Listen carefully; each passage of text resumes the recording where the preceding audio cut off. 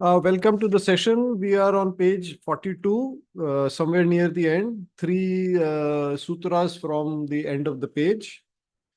If you want to learn, you need to have good self-esteem.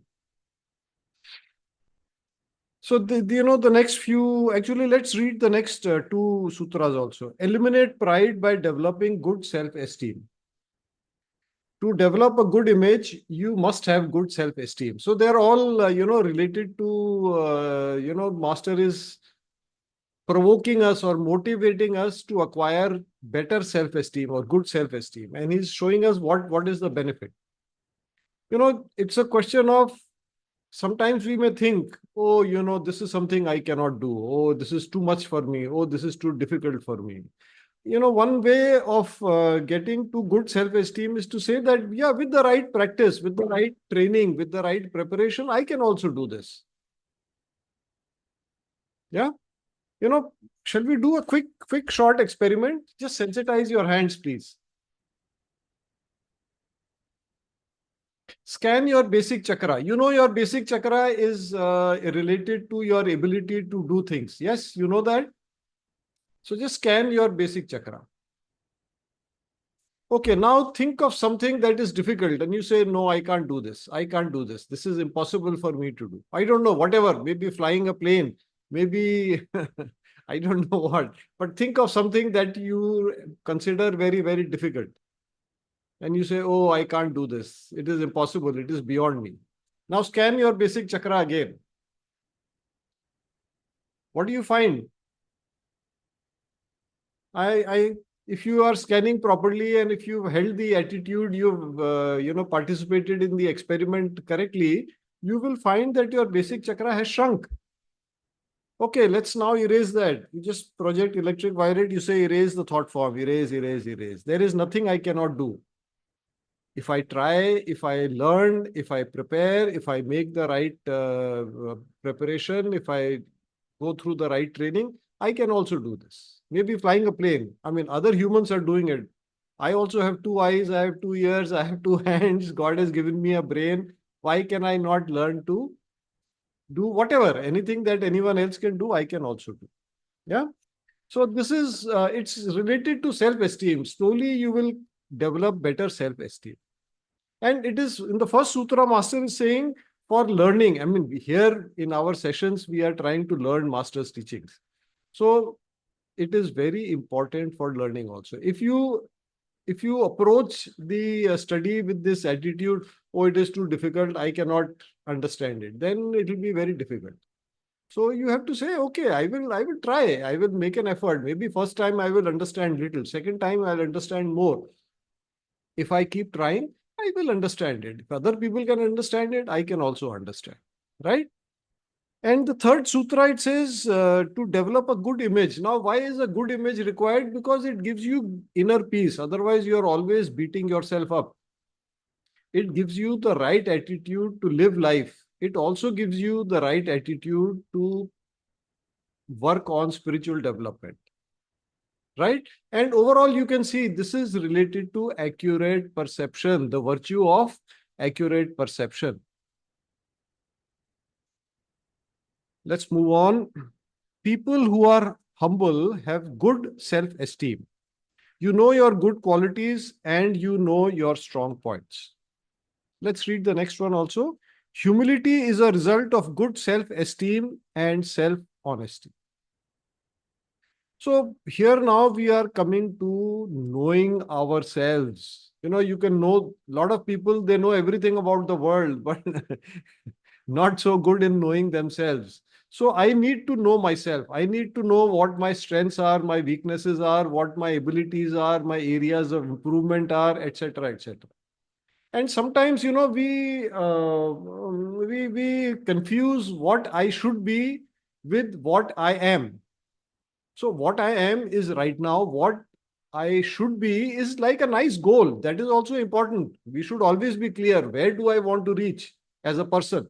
So it's a good thing. It gives us a goal. But right now, what I am, that is also very, very important because that is what leads to self-honesty. It's the importance of the virtue of self-honesty. If you have studied the virtue of self-honesty, or of honesty and accurate perception, correct expression, Master has made a separate category for self-honesty. And in this, the practical advice that we have got from the teacher is to have a good friend, a friend who can be objective, who can give us objective feedback, who can tell us when we are doing something that is not correct. Or what Master calls a spiritual buddy, somebody who can say, look, I think you need to progress, you have to work on this. It is not very good at this moment. And then important that you listen to that person also, right? Okay, let's move on. By being high, you become low, and by being low, you become high. By being humble, you become high. So this is a terrific sutra. I suggest it's another thing that you can you can make a poster and put it on the wall in front of you and see it every day. Great, great, great advice for life. You see, it is said that with your head high, you cannot even walk a few steps without stumbling. It is very easy to stumble. But with your head low, you can climb up a mountain. Have you seen mountaineers? They are not looking up constantly. They are looking down. So the what we are trying to say, or what that saying is supposed to tell us, is that with humility we can achieve great things. But with pride, we are more likely to fall. One thing I would just like to remind you, as we are studying these books of Master Choa, the Golden Lotus Sutras, he is disclosing many laws of nature. Like this is a law of nature. If you are humble, it is easier to achieve great things. If you are very proud, not so easy. So one of the practical uses of this book and all the other books in this series that we are doing is to note down these laws of nature that Master is revealing to us, because they are invaluable. You see, you will not find them ordinarily, or so directly or so easily. And then, of course, it's not just, you print them and put them, make a poster. We have to try to incorporate them into our life. And this humility aspect, I would suggest you look at the lives, the behaviors of the truly great people, and you will find that in general, all of them, most of them at least, are very humble people. And people who brag, people who show off, people who talk big about themselves, they are usually people with poor self-esteem, just trying to cover up. I think that we had discussed in the previous session quite a few times. Yeah. Okay, let's move on. Balance self-esteem with humility. We cannot be good in everything. Those with pride have the least self-esteem. We need good self-esteem to have true humility. So I hope the sutra by and large is quite clear, by just a reminder that we cannot be good in everything. That is a matter of reality. We can be, but we are not. I mean, at any given time, there are people better than you in something or the other. You may be very, very, very good, maybe the best in the world in one or two things, but you cannot be the best in the world in everything. So it's a matter of being aware of your limitations, being aware that, I have some things there are some things I'm good at, some things I'm not so good at. Okay, let's move on. Humility comes from having an accurate perception of what and who you are. Let's read the next one also. We can develop humility, self-confidence, flexibility, and resourcefulness through overcoming difficulties and hardships in life. You see, this is like the school of life. When you engage in the school of life, the examinations that come to you are like the difficult situations, the problems, the obstacles in your path. So as you work on them, you of course you will develop self-confidence because you are now able to solve bigger and bigger problems. You become flexible because solving problems requires flexibility and resourcefulness. You learn how to make the best use of whatever is available to you. But what about humility? You see, this is how humility becomes achieved. Because when we face difficult situations, those situations force us to recognize our limitations. You see, some situation is difficult only because we at the moment don't know how to solve it. If you knew how to solve it, well, why is it difficult? It's not difficult. So it is difficult only because it takes an extra effort to overcome it. So those difficulties, they force us to recognize that, yes, I have an area that I need to develop in. And as you develop, of course, you become more powerful. Now, as you become more powerful, what Master is telling us is humility will develop. You see, sometimes people are faced with difficult situations, but they may ignore the lesson or they may make excuses. It is because of him that I'm having this difficult situation. It is because my luck is not good. It is because that person did like that. They blame everyone else. Then they don't develop. And their humility also, because their pride is coming in the way. They are unable to accept that I actually have limitations. Are you understanding? I hope we are communicating. The solar plexus is the driving force or the will center of the masses. Yeah.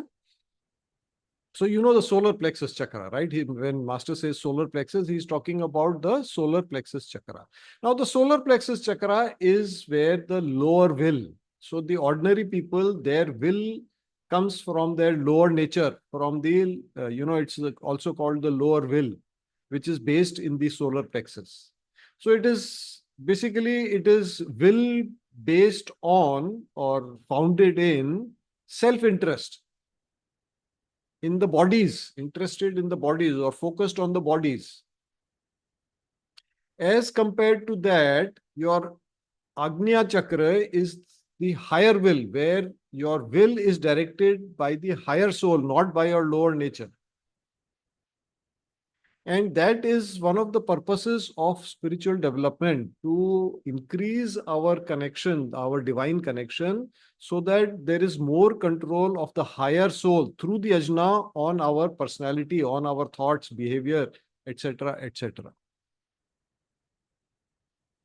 So if willpower is weak, it is solar plexus. Yes, to an extent. If your solar plexus is weak, have you done the psychotherapy class? There, Master has talked about the psychological functions of the solar plexus chakra.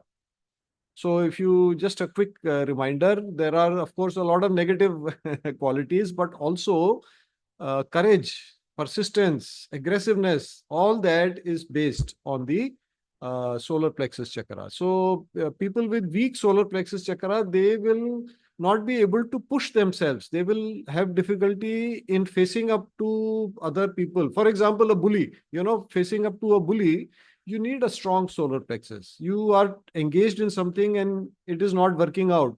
To persist, to not give up, that requires a good, strong, positive solar plexus chakra. Yeah. Okay. And of course, if your ajna is also strong, well, that is great. Then you are a person of Ray 1. Okay. Shall we go on? Page 44. Now, this subsection is essentially Master motivating us towards book study. He's trying to tell us why, why we should engage, why we should read books like these. Okay, one way to start on the spiritual path is by reading good books. So this is also called acquiring knowledge for spiritual development. That is called the path of Gyan Yoga, yoga of knowledge, yoga of wisdom. And a lot of, in current times, a lot of our wisdom comes through books that we read. When you read good books, different books, especially spiritual oriented books, you are exposed. You see, let us say you are every day just engaged in your routine non-spiritual life. You've never thought about spirituality. Now you come across a nice book, let's say autobiography of a yogi, or one of Master Choa's books, or something like that. Then you become exposed. I mean, your mind is now exposed to some new concepts, some new ideas, some new information, different type of wisdom. Now that, as it sinks in, it can lead you to start questioning life. It may lead you to start questioning, well, who am I? Am I the body or am I something else? It may lead you to think about, why am I born? Why am I living? Why are so many people living? What is the purpose of life? Is there a purpose to life? Are you understanding? And as you start thinking of all this, you start developing an interest. You start walking on the path of spirituality. And as you walk on the path of spirituality, for example, Master Choa's path, Arhatic Yoga, there study is one of the 5 pillars. It is essential for continuing to progress on the path. Yeah? Okay. And Pooja, I see your long no. May I suggest, please take up, do more courses. I think, you will find life transforming knowledge, wisdom in these courses. All right, let's move on. Studying books helps you to understand your inner personal experiences. So as you study, I mean, obviously, Master here is talking about spiritual books, books like, for example, The Existence of God is Self-Evident. I must be having that book. It is never very far away from me. Can you see the book? Yeah. So there is a section where Master talks about experiences that we encounter on the spiritual path as we do meditations, for example. So that, you get guidance. You start understanding, oh, that is why when I was meditating, I saw that flash. I saw this, I saw that, I experienced this, I experienced that. And there are many more books. Our school is aligned somewhat with the school of Theosophy. So many books in Theosophy. They will help you. Like I remember one of the books I read, The Masters and the Path. That was very, very helpful. Yeah. Okay. And by the way, understanding your inner personal experiences is only one of the many, many, many benefits. All right. Spiritual books are good food for the soul. When you read a good book, the Shakti goes to you. So interesting phrase, and I've only heard this from Master Choa, food for the soul. Normally when we talk of food, we are talking about food for the body. But this is food, Master here is talking about food for the soul. What is that? The teachings that are there in spiritual books. And by the way, when you read a good book like this, you form a connection, even if it is temporary, you form a connection to the writer, to the author. And whether you realize it or not, some of the energy gets transferred to you. So in our case, when we are studying this book, the writer, the author is Master Choa Kok Sui. So we should be absorbing some energy from him. I keep suggesting this. Scan your chakras, your spiritual cord before each of our sessions, scan at the end. You see, nothing better than verifying. When you validate, then the energy, that understanding becomes firm. Otherwise, I can say anything, anybody can say anything. Why don't you verify? Yeah? Okay. Now, also this term Master is used Shakti. What is Shakti? Shakti, if you see, there is a footnote later where it is said that it is the feminine form of divine energy. I'll just read it. The feminine aspect of God, form aspect of a person, also used to denote the blessings of the Guru as in Shaktipat. So, in the Indian system, in the Indian philosophy, in the Indian spiritual school, there is always, you will see a god and a goddess. Like for example, right now is Deepavali. So Lord Vishnu, this is a festival of Lord Vishnu, but you also, we specifically pray to goddess Lakshmi. Yes. So why now? Let me leave you with this question, and maybe we can discuss it in one of the later sessions. Why Lakshmi? Why not directly to Vishnu? I mean, Vishnu. So the story is that Vishnu ji is the husband and she is the wife. So why are we praying to the wife? Why not directly to the husband? Yes, it's an interesting question. Okay, think about it. Maybe we'll discuss it in some later session. Okay, the next four sutras. Okay, let's read the next one. There is no reason you should not read. You have eyes, you can read. Master can sometimes be very, very direct. So, no excuses. You have eyes, you can read. Now, you may give this excuse, oh, but when I read, I don't understand much. It's all right. Understanding will come in time. You have to read and read and read. You see, the first time you read, it is like a seed is being planted. Second time you read, it is like some water is being given to that seed. Third time, like some fertilizer also being poured. And sometimes, these teachings can be, they have a lot of depth. So it can take a few times to really get to the depth, understand all the layers of what Master is telling us or what any spiritual teacher is telling us. So no excuse. And my suggestion is I mean, if you are really super busy, at least half an hour for spiritual study. If you can give more time, give at least 1 hour every day, daily. And this is a great book to study. Just read one or two sutras, think about them. And you see, study means not only read, but also try to think about it, contemplate, meditate. In Hindi the word is manana.